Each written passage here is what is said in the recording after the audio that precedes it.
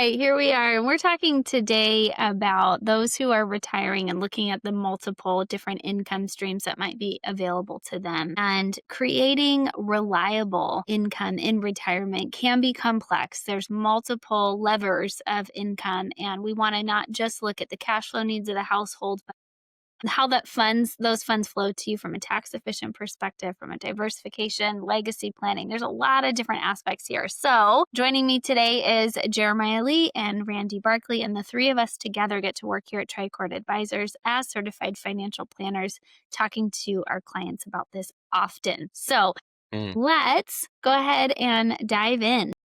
Yeah. Well, one of the things I love about this is you have income is at first, I need more, I need enough. And then once someone gets enough, they feel comfortable, often when we do the planning. And then they start getting too much at times to say, well, I don't need that much income. Now I have too many taxes.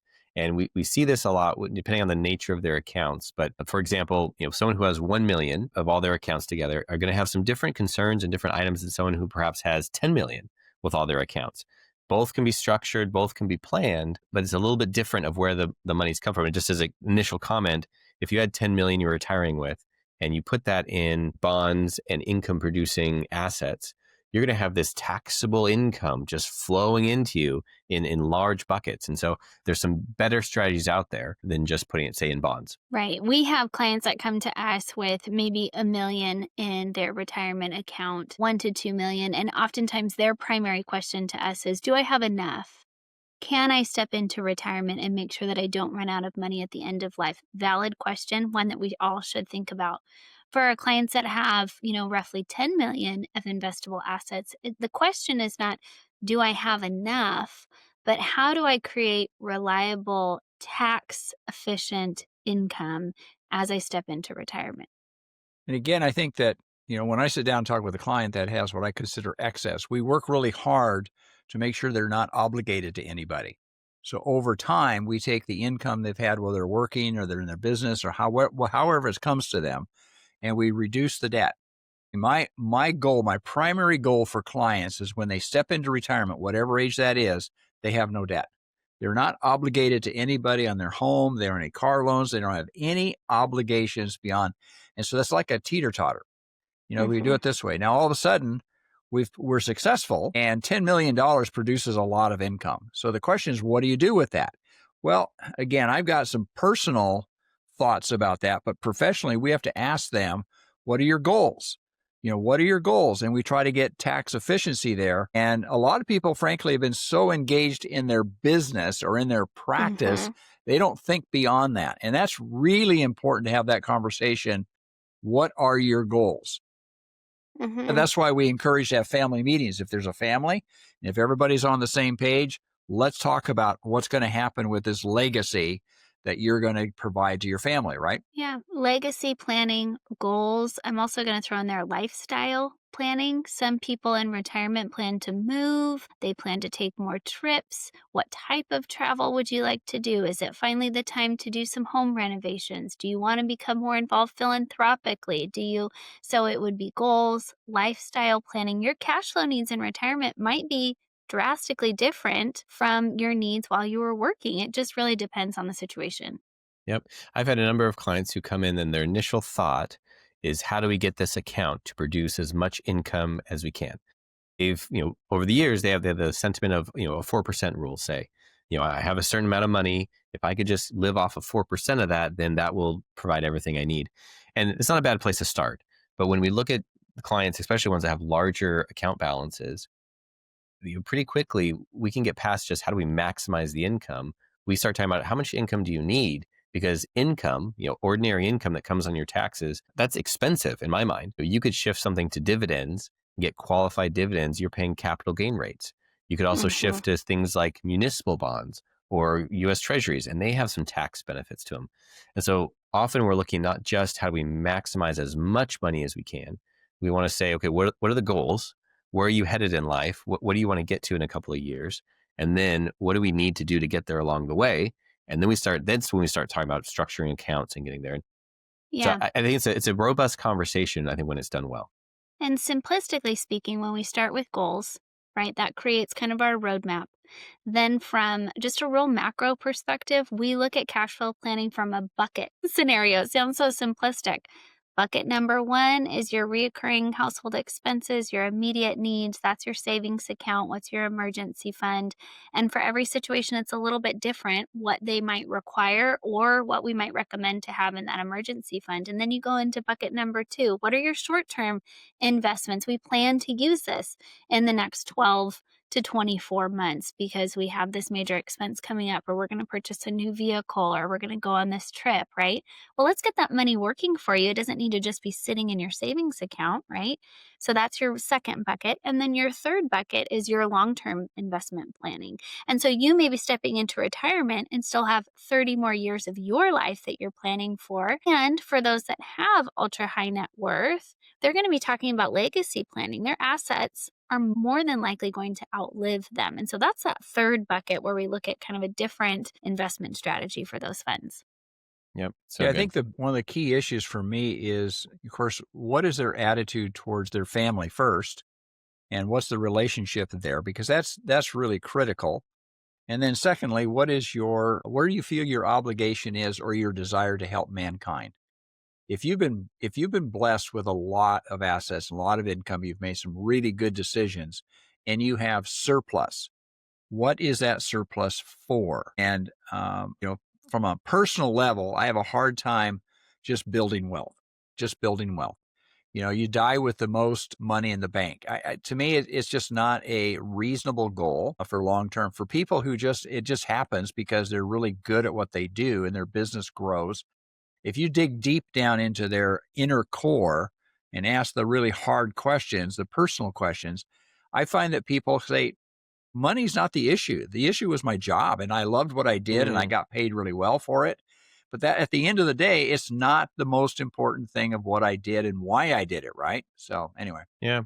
Well, and Yeah. there's some people too, they talk about, am I working just to try and make my kids wealthy?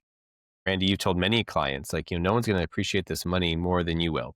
The people who earned it, the people who put it away, the people who save for it. And I think a lot of households we work with, they absolutely want to set their kids up for success, but they're not looking to, stay on top ramen so their kids can fly first class, right? That's not their goal in life.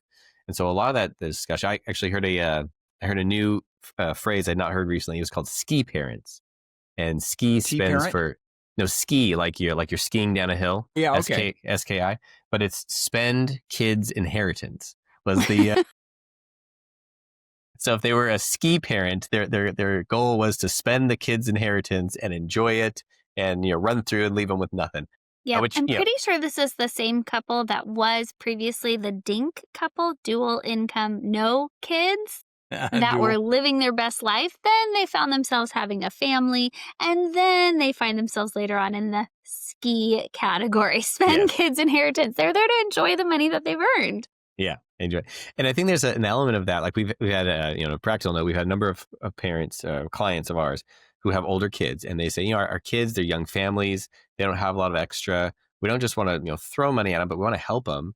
And one of the things, and we also want to spend time with them. So one of the things, we've had a few clients who've done this. They start planning trips and say, hey, we're going to take the whole family to Hawaii.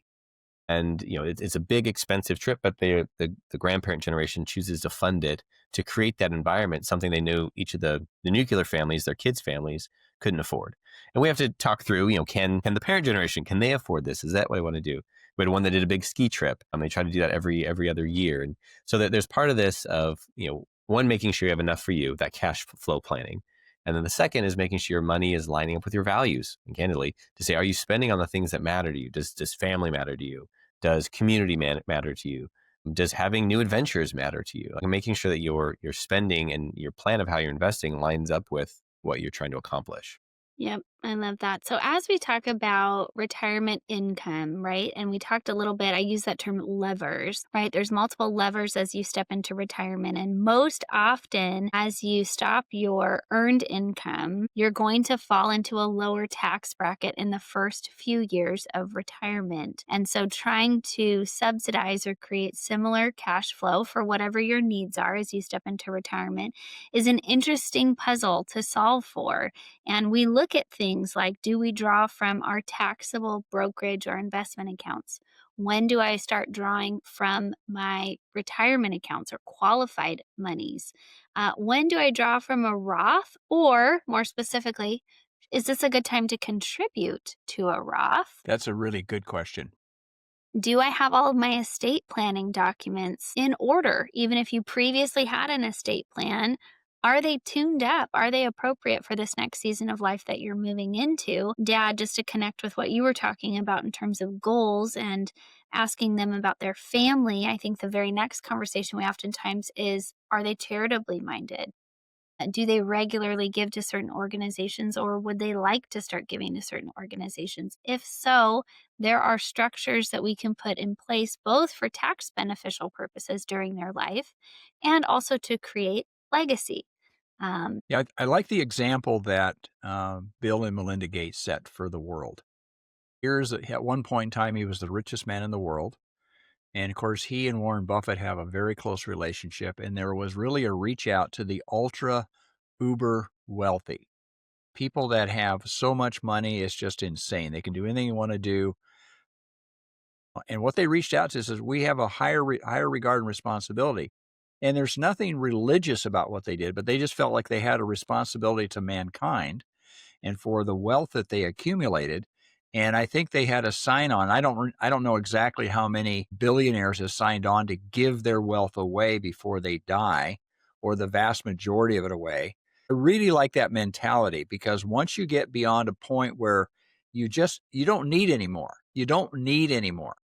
And it's obscene to say, I need more. I need more. And again, these people have really set, I think, what I consider a good conservative, progressive view of what our capitalism is supposed to be. Capitalism, for sure, will accumulate money.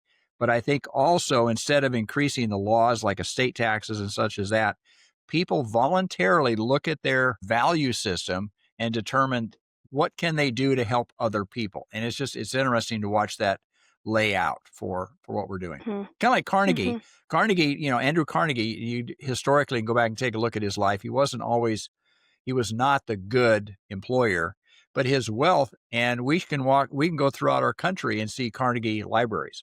Almost Mm, every town, you see Carnegie libraries. He said, I want people to have an access to literature and to the written word. And I think it was really important for him to do that. But again, I think there's examples historically where people have done that. Anyway, getting mhm. back to, uh, do you have enough? And I think that comes down to the rate of return, how much you can pull out of some are required, right? I mean, you have a required minimum distribution if you have huge retirement accounts. So anyway. yep. And to that comment, I mean, I think to me, that's a lot of its planning is, first making sure you have enough, right? You're going to cover your bases. You're able to step into retirement. You're probably going to have Social Security, perhaps a pension, definitely some distributions, definitely some taxable accounts. That's common for most people that have this type of income. But to your comment, Randy, once you have required minimum distributions from all your retirement accounts, and, we don't want any clients to be surprised by this extra taxes that they're going to have to fund and to pay. And so it's just part of planning for us is to say, okay, how is this money going to come out when it does? And is that the most efficient way? And Laura, your comment about Roth conversions, I would say we're having a lot of those conversations between when people retire and when their RMDs, their required minimum distributions, kick in at 75. So kind of 65 to 75. A lot of families are in low tax brackets those years. And so it's a common thing for us is to tune up their investments so they're kind of growth focused and not income focused, that they are using their income for Roth conversions, and then they're also being charitable. And all Mhm. those combined really gives them some good firepower to get their finances where they want them to be for the rest of And their just to lives. be clear for our listeners, the difference between a Roth and a traditional qualified IRA is that when a Roth is funded, after tax dollars are used. For a qualified IRA for your retirement purposes, retirement funds, those are pre tax dollars. And that's why at a certain point in your future, if you're born 1950 or later at the age 75, you'll be required to start taking distributions out because the federal government wants you to start paying taxes on that money that they've let you set aside for your retirement in the future. So, to utilize that time period between retirement and when your RMDs are required, to consider Roth conversions. And again, this is for those who have extra, right? They're not asking the question in retirement, do I have enough? they probably have ample and they're probably thinking about some legacy planning. So to trigger taxes purposefully in a moment of life where your tax bracket has probably dropped after you retire, and to put that after tax money into a Roth that in the future, long time down the road, you or those who inherit the funds from you or the account from you can withdraw from tax free. So Roths are very powerful if used correctly. And I think it's really important to know that we look at the income and we measure the difference between you're at right now and your tax bracket and what that next layer of tax bracket is. And we have software that identifies that. So you want to fill in that line between your lowest and your next tax bracket. You don't want to do Hmm. a massive conversion of Roth without looking at the consequences of it. I've always been opposed to that. People say, well, I want to put everything into a Roth. I'm going, no, because it's very expensive to do that if you try to do that. And so what we do is we look at the difference between your tax bracket right now and the next tax bracket up, and we try to fill in that gap for those people that want to do Hmm. Roth Hmm. conversions. I think it's very strategic and very practical to be able to do it that way. It's just another method of diversification, right? If typically I'll say that just leaning in onto one method, right? If we had a client that said, I just want to invest in a Roth, right? It may be a solution, but it's just one part of the overall diversification. That word is used a lot in our industry and it can mean a lot of different things, but to have a range of diversity among your investment holdings, and we're talking not just about stocks and bonds, we're talking about real estate holdings, we're talking about Roth accounts that have different tax treatment compared to other accounts, right? So diversification can apply in a lot of different ways. And this is where building a plan is so helpful because there's a lot of complexity. When do I use which lever and to what extent do I use that lever, right? Yep. Yep. And I think the fun of working, we have clients we work with all different, levels of wealth and income, but working with clients that are in the 10 million range, there's a lot of really strategic moves we can make that they get to say yes to. They get to say, yes, that's going to cost some money up front, but I see how that's going to benefit, their lives as well as their children's lives, and put in some really, I think, interesting and creative tax structures that are really useful for them. The other thing we need to talk about, and we won't spend much on this episode, but there's so many, you know, we made comments before, like if you're just looking at stocks and bonds, yeah, your first 3-4 million should probably just go to that. Stocks and bonds, they're great, they're reliable, they're useful. But as you start getting a little higher in wealth, we need to start talking about some of these other real estate options or larger type funds that have different tax features to them. And for a lot of people, they're not relevant or the risk is too high. But once you start getting into these higher levels of wealth, those become real valuable add-ons to an already solid portfolio. And so, Right. so part of it is, we just tell a lot of clients, like, we're not here just to babysit your money, right? There's a lot of advisors that can do that. We're here to be strategic. And how are we building a holistic plan and a holistic portfolio that really applies to your goals where you're trying to get to? And people at that $10 million range, like, there's a lot that can go in there that's really valuable and really powerful for your future. And you pair that type of investment strategy with a complex estate plan because there's a lot of benefit in structuring an estate plan for your current and for the future. We just talked about charitable giving. And yet, if you're looking to have that still provide an income for you during your life, but after your life, be for the benefit of charitable purposes, right? So, we're talking about a CRET. One of the things that we do here at Tricord and that makes us unique is that Jeremiah's background is a California licensed attorney because we find that the legal and the financial topics overlap often. So to be able to pair that complex estate planning work with a well-diversified investment portfolio is really powerful. And ultimately what we're up to is not just building more wealth, back to Dad's point, but having a clear plan in place that supports the things that are most important to our clients. And that is unique. And I think that's the part that's really thrilling about the work that we do because my plan for retirement is different from Dad's plan for retirement. And to have that conversation about lifestyle needs, how and where you want to spend your money, right, is really personal and unique for each situation. It is. It is, for sure. Again, one of the things that we talked about in giving, we can set up legacy issues with foundations. And we've got some of those that we oversee for clients. And I've had the privilege to be able to give money to organizations that come out of that foundation after the client has passed away. And it is really, how do I say it? It's just, you feel like this is the purpose of money. The purpose of money is not just to pile it up in a big lump.